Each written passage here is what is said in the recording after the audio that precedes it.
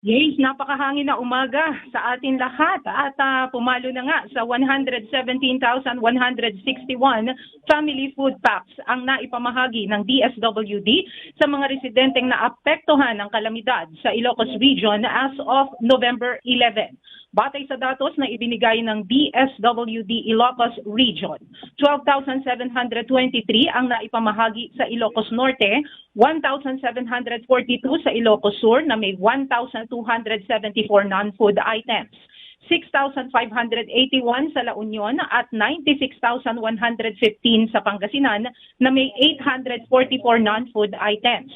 Naapektuhan ng mga residente ng severe tropical storm Christine, super typhoon Leon at typhoon Marcen itong mga nakaraang linggo.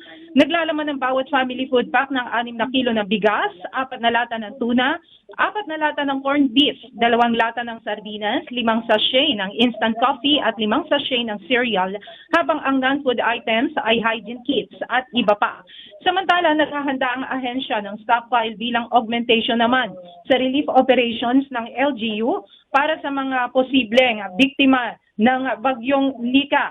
Actually, nagkakahalaga ng 37.9 million o 14,354 non-food items na nagkakahalaga naman ng 36.3 million.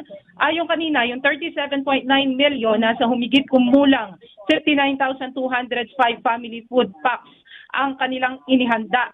Habang dun sa non-food items, 14,354, nagkakahalaga ng 36.3 million. Meron ding 6 na litro na bottled drinking water na ipinrepair. Nasa 12,144 po ito at available ito sa satellite offices ng DSWD.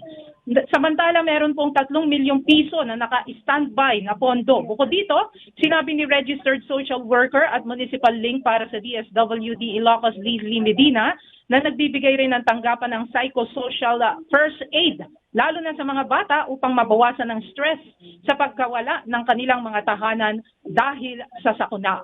Manibod Dayo, Pangasinan, Marimildred Estrada Coquia, Radyo Pilipinas.